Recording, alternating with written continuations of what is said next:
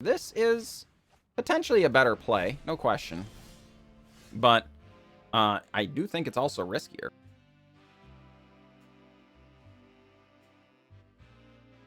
Greetings, everyone. I am glad to be here, and I am glad that you are here. Today, we are trying to play a little bit of good old-fashioned aggro in the historic format. Aggro is a bit of a tricky beast in historic. There are a lot of aggro decks. The problem is, you know, you have to compete with decks like elves, goblins, and stuff that have this kind of combo-y style feel where you just kind of win on the spot sometimes, where they also are aggro decks. So when you're playing a non-combo oriented aggro deck, you gotta be careful, right? But you've also gotta not be afraid to commit. A lot of the time, you'll be tempted to really dilute your deck with a bunch of other things. Having some removal and stuff is obviously kind of something you need to do in the historic format because there's so many things that need to be interacted with. But you've also got to be careful to make sure you have a really aggressive game plan still, otherwise you're not really aggro anymore, right? So we're trying to see just how carefully we can tread that line today with our vampires as our tribe. So what is it that is doing, what are we doing here instead of the mono black version? Well, the most obvious card is obviously Edgar, Charmed Groom, one of the brand new cards from Innistrad here. 4/4 for 4. Other vampires you control get +1/+1. When it dies, return it to the battlefield transformed under its owner's control. At the beginning of your upkeep, create a 1/1 white and black vampire creature token with lifelink and put a bloodline counter on Edgar Markov's coffin. If there are 3 or more bloodline counters on it, remove these counters and transform it. So, when Edgar Charmed Groom dies, do the thing, right? So the cool thing about that is, even though it's a legendary, you know, you're normally really tentative about putting too many legendaries in an aggro deck because, darn it, sometimes you'll draw them. Having 2 Edgars not a problem. You just legend rule Edgar. You have to sacrifice one, but it comes back as Edgar's coffin. And then they're going to trade places eventually, right? All the while pumping out 1/1s and making sure you've got a lord on the battlefield and stuff, right? So this is definitely the card we're trying out here in the white. We've seen and even played a little bit of mono black vampires here on the channel. So what other cards? Well, here's the other one that's really drawing us into white, and we're gonna see just how much we can take advantage of Welcoming Vampire. 3 mana, 2/3 flying.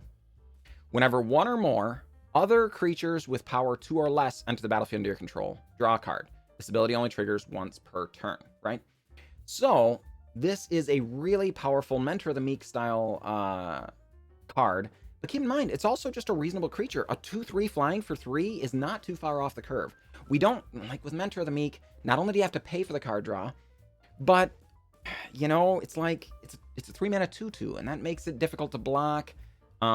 It's much more susceptible to removal. There's lots of 2 damage burn spells. There's plenty of 3 damage burn spells, admittedly, but still, there's fewer, right? So the fact that you can draw the card for free, is the most exciting part of this over something like Mentor of the Meek. Now, admittedly, this can only trigger once per turn. So, we'll see. But, for now, we're really excited about trying it out because most of our creatures are power 2 or less without the aid of a lord, right? Of course, the other reasons to go into white are the very powerful Legion Lieutenant, 2 mana, 2/2. Other vampires you control get 1/1, so just a 2 mana lord. Very powerful card indeed. And then Adanto Vanguard. Arguably one of the strongest individual creatures in Historic, if you ask me, for its mana cost. 2 mana 1/1, but as long as it's attacking, it gets +2/+0. You can pay 4 life, give it indestructible until the end of turn. So, if you're intending to be aggressive, having an indestructible threat that just persists through removal, including board sweepers, right? Very, very dangerous threat.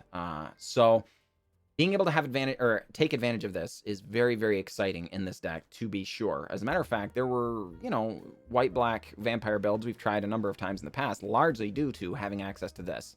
And admittedly, the Legion Lieutenant as well. But mainly this, right? This is so strong. Especially when you combine it with the other huge draw to Vampire Tribal specifically, Sorin, Imperious, Bloodlord, folks. 3 mana, 4 loyalty, +1. Target creature gains death touch and lifelink. If it's a vampire, put a 1/1 counter on it. Then another +1, folks. 2+ abilities. +1, you may sacrifice a vampire. When you do, Sorin Imperious Bloodlord deals 3 damage to any target. You gain 3 life. Then the ultimate is -3. So that means you can immediately pull off the ultimate. You may put a vampire card from your hand onto the battlefield. Oftentimes, folks have paired this up with the 5 mana 4/4 that when it enters, you draw cards for the number of vampires you control, right? And it is very powerful. We're trying it without that because we're trying to be a little closer to the ground. We're trying to get really aggressive because, again, Historic is an aggressive format. So we'll see how much it pays off. Admittedly, we would love to be able to go turn 3 Sorin, immediately pop down an Edgar Charmed Groom and attack, right, with our other aggressive creatures. So we'll see how often that pays off. The other powerful synergy here is Silversmote Ghoul. At the beginning of your end step, if you gain 3 or more life this turn, return Silversmote Ghoul from your graveyard to the battlefield tap. So it keeps coming back, and you can sacrifice it to draw a card, right? Aha, but Sorin says, +1, you may sacrifice a vampire. When you do, Lightning Helix, basically. 3 damage anywhere, you gain 3 life. You gain 3 life, right? So Silversmote Ghoul will then return at the end of the turn if you sacrifice Silversmote Ghoul. So just having Silversmote Ghoul and Sorin as a combo? I don't know. A key synergy, we'll call it. Because it's not like a game-ending combo or anything. But a very, very important thing, making Sorin just very, very challenging to deal with removal that just is on board all the time. Very difficult. What other cards, folks? Well, Cordial Vampire, very important. When Cordial Vampire or another creature dies, put a 1 counter on each vampire you control.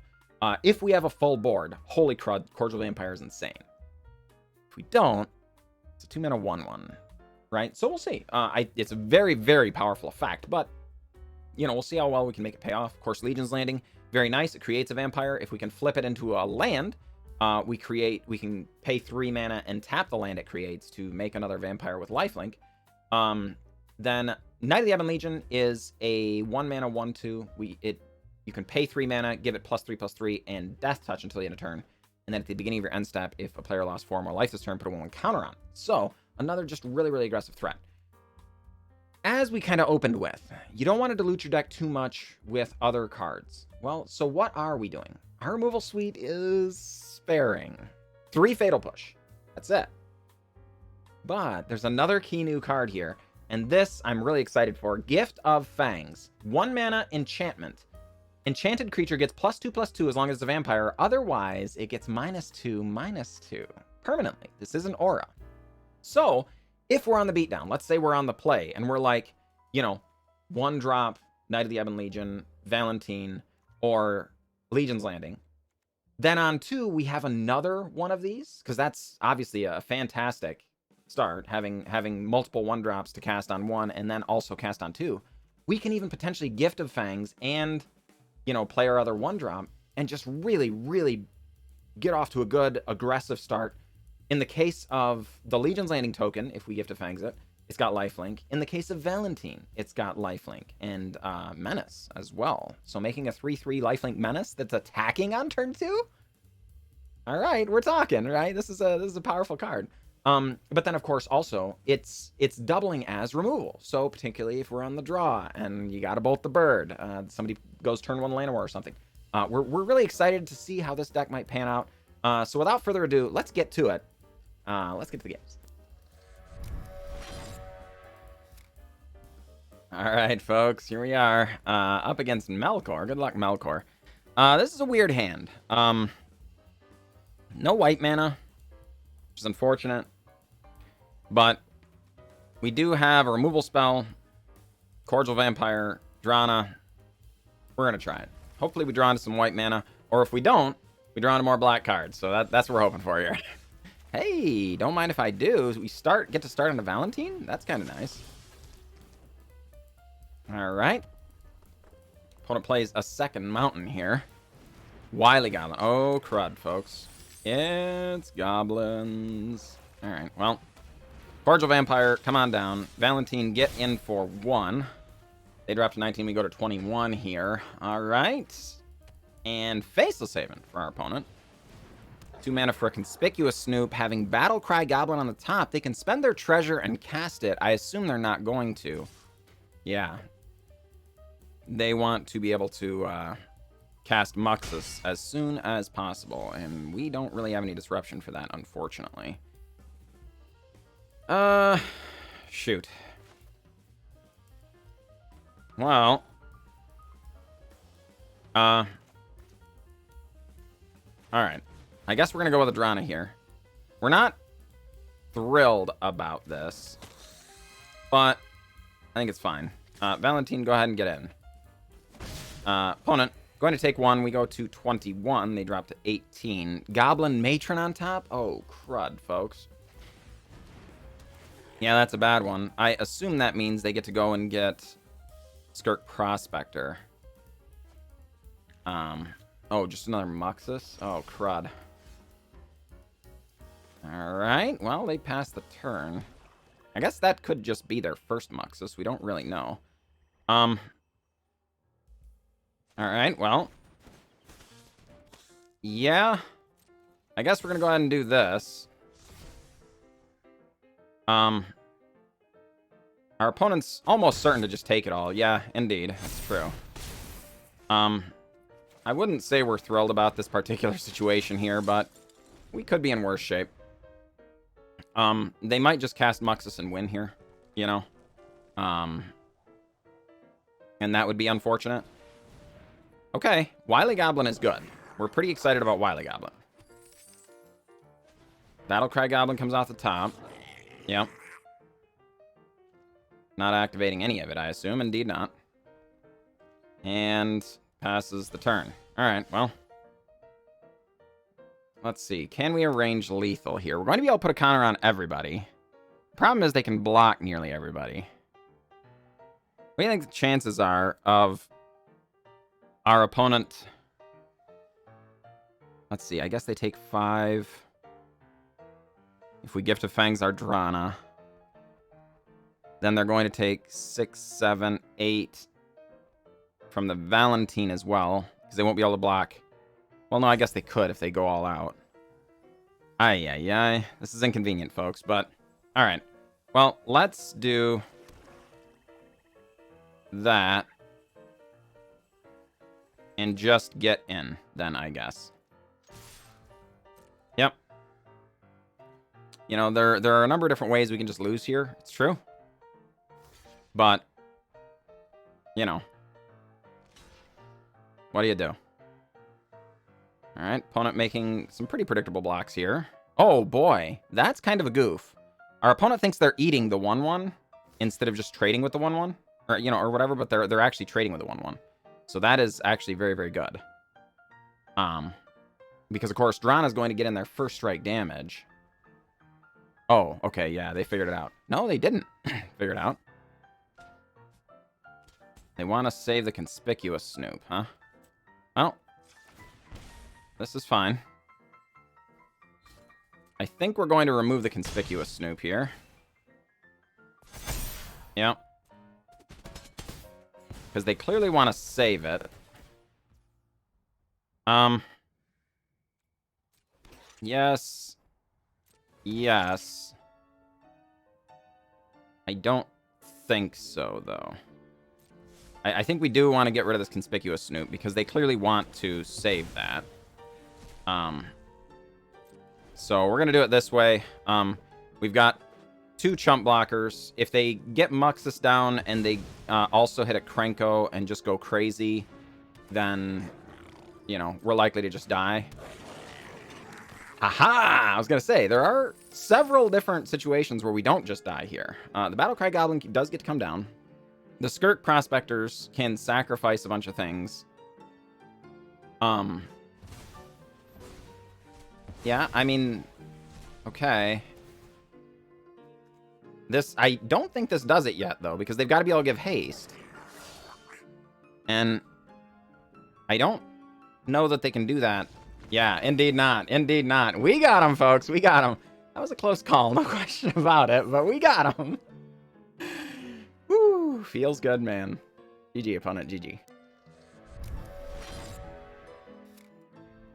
All right, folks, here we are on the play. I think we are going to hang on to this hand. I don't know that this is, like, a game-breaking hand or anything, but darn it, it doesn't seem too bad. Being able to Valentin, then on turn 2, Legion's Landing, Knight of the Ebon Legion, if they go, like, you know, whatever, tapped land. Okay, sure. You know, is a pretty enticing scenario because we can then flip the Legion's Landing. We will want to draw into some castable things, but flipping Legion's Landing against what we assume is some kind of controlling deck is a very, very enticing prospect indeed. We would be a little chagrined if they went, like, land Lightning Helix on our Knight of the Ebon Legion. That would be a disappointment. But other than that, you know, we're looking forward to it. All right, opponent goes with a land and passes. All right. So we're gonna go ahead and flip our Legion's Landing, indeed. And yeah, okay. We would like to get the Adanto Vanguard down here, but we don't have anything else that's super pressing. Indeed. All right, well. So we're just going to do that. Knight of the Ebon Legion is going to get a counter. Our opponent notably did not foretell a Doomscar. So this is already a very quick clock, right? Opponent gets a 0/0 Shark, draws a brand new card. Probably searching for Board Sweeper is my guess. That's, oh, crud. They're on Esper. This is not Jeskai. Opponent thought seizes away our Adanto Vanguard. Man, that's a serious bummer. Darn it. Man. Alright. They take the Gift of Fangs. Alright. Well, you know. Combat. Get in. We're gonna pump. One drops to 4. Land Adanto Vanguard counterspell, I guess, is what's going on here. No counterspell. Well, suddenly our opponent's in a bit of an awkward spot. Because we don't have to swing with everything. So maybe they had Settle the Wreckage is what they were planning on, but didn't draw their 4th land. Or they just were playing towards Settle the Wreckage because, you know, they knew they had to have it to win. The deal is we didn't have to attack with everything, right? We were only going to attack with just, you know, the Knight of the Ebon Legion here. Well, yeah, just the Knight of the Ebon Legion. To represent lethal, you know, either way. So the fact that they didn't have it means, you know, yeah. They died. So GG, GG. Alright, folks, we're back. We're up against Ghidorah here. And this is a slower hand, unfortunately. I think we are going to hang on to it. But that's the cost of having a couple of 4-drops in your hand. Oh, no, I was going to say, we just don't want it to be on mono red or something. And here it is. No. All right, fine. I suppose this is entirely fine, you know? Gonna start on a Godless Shrine. No reason to have to shock in later. Opponent goes to the Soulscar Mage. That's inconvenient.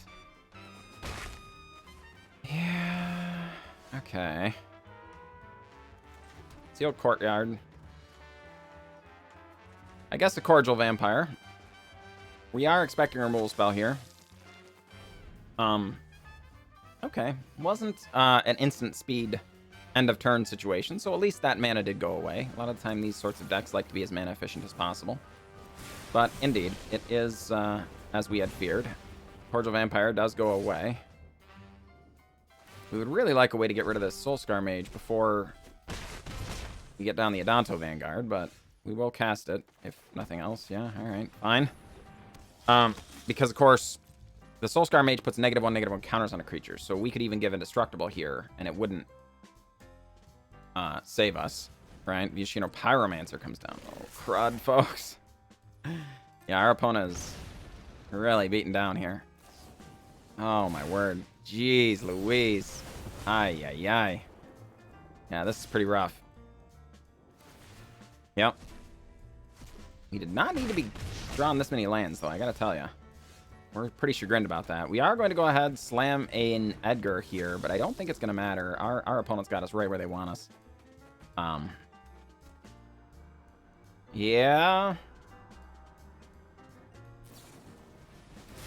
Opponent lightning strikes to put -1/-1 counters on. I mean, they're going to sack a Beaumont Courier anyway.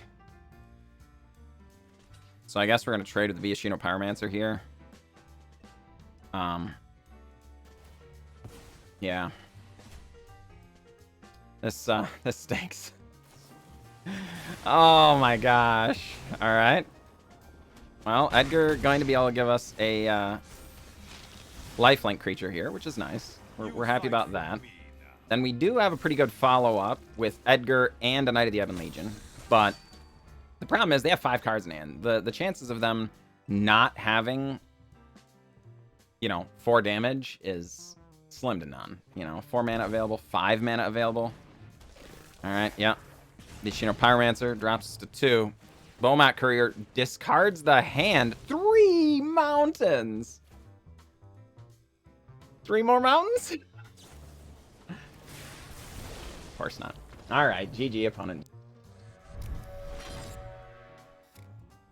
All right, ladies and gentlemen, here we are up against Hyde. Good luck, Hyde. Yes, this is a good hand, I think.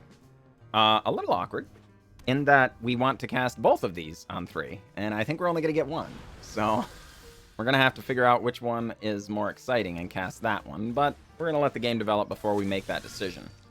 So we're going to start on Knight of the Ebon Legion. Our opponent started on Scorch Spitter. Presumably that means they're on Cavalcade is my best guess.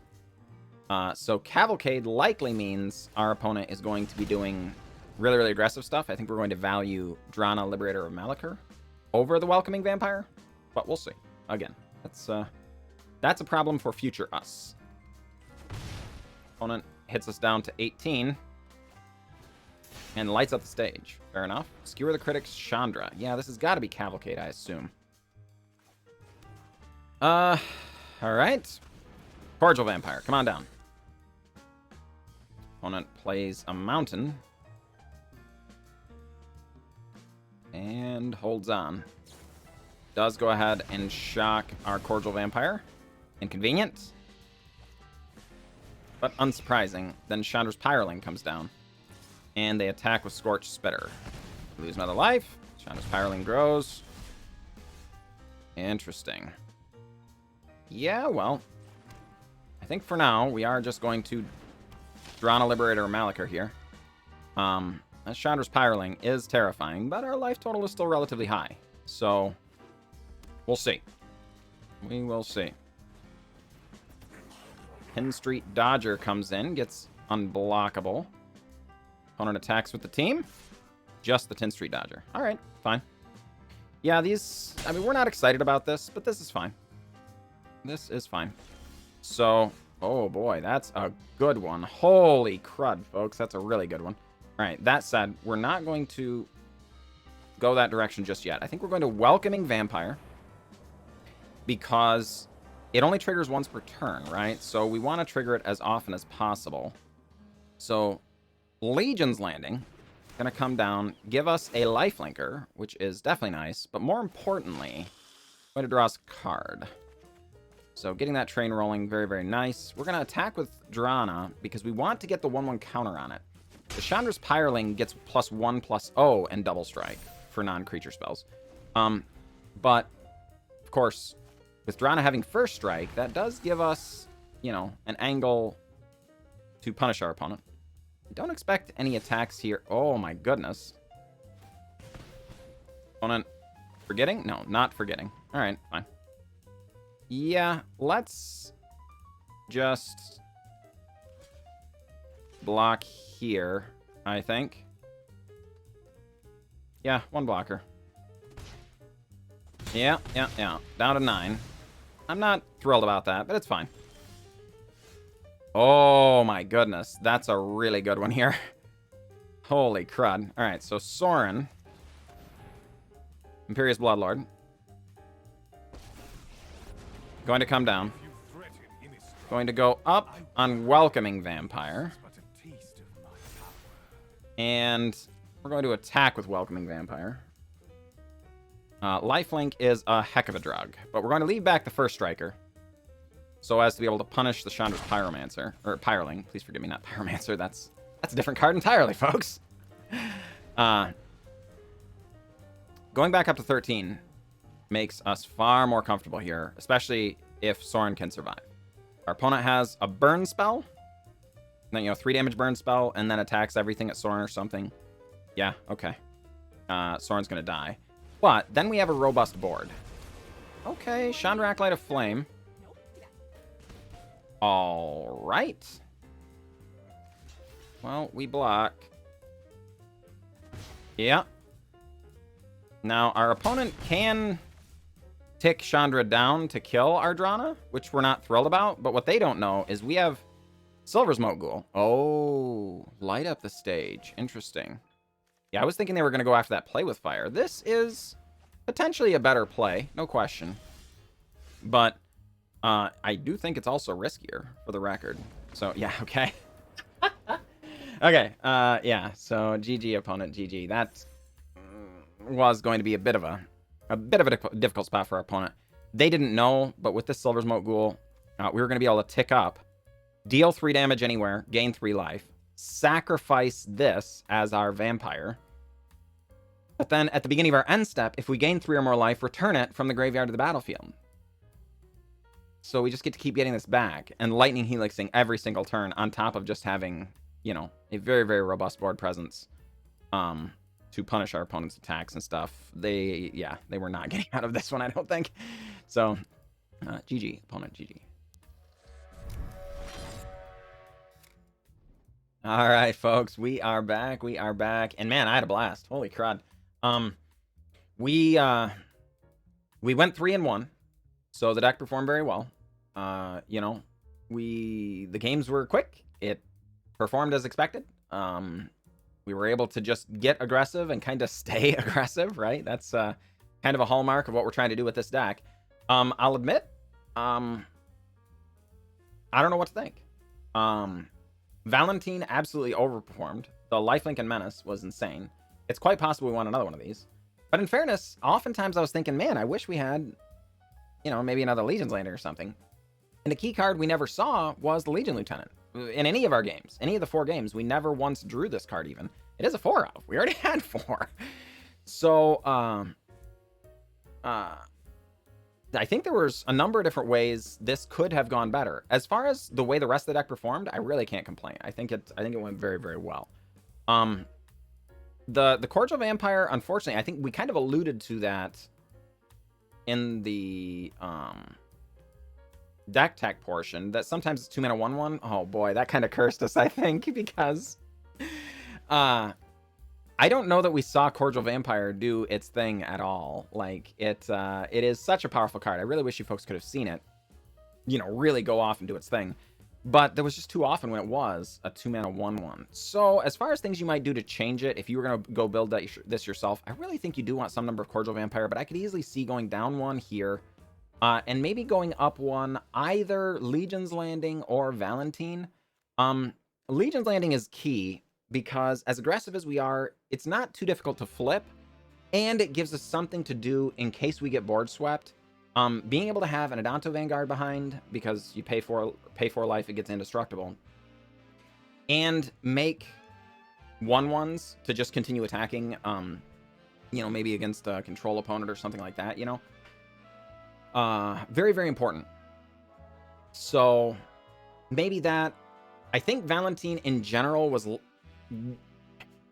maybe more the speed of what we want to be doing, but you don't want to be in a situation where you draw multiples. So it's up to you. If you've got extra Valentins hanging around, you don't have the extra Legion's Landing, you could easily go with the Valentin. I would personally go the Legion's Landing. It is a toss-up, though. I do value the fact that there is a scenario where you go 1 drop on 1, 1 drop, 1 drop on 2, right? So then on turn 3, you're attacking with everybody, and that will flip the Legion's Landing. And then on 3, you'll be able to cast Edgar Markov after combat. That is an insanely powerful play, whether on the draw or on the play. If you're on the draw against, let's say, control or something, man, they're going to board sweep us next turn. Okay. If they don't, they're going to die, right? Because they're already way behind the 8-ball. If they do board sweep you, fine. Edgar just flips over, starts rebuilding your board immediately, starts that chain of going again, and then eventually comes back as a 4/4 Lord, right? Holy crud, this is exactly what you want, right? So I think personally, maybe in the Legion's Landing, it's even possible one might say that is better than some other card as well. Maybe you could value another Legion's Landing over something like another Silversmote Ghoul or something like that, but it is a really nice synergy and stuff, and I think, honestly, I think it's a lot of fun. So it's up to you. You could build it that way, and I think it might perform a little better, because we are very heavily leaning on aggression, right? But on the whole, honestly, the deck was great. I really, really look forward to being able to play it some more. I think Vampires is a really fun tribe to play, given the Sorin interactions and stuff like that. Tribes like Merfolk and stuff are kind of one-dimensional, it feels like, but Sorin really kind of gives you that a lot of extra options, where are we sacrificing vampires for removal, or are we staying aggressive and things like that. You know, I really, really like the way they play, and believe me, we're going to be playing some more of this deck. I think we're going to be playing some more of this deck for sure. I really had a great time.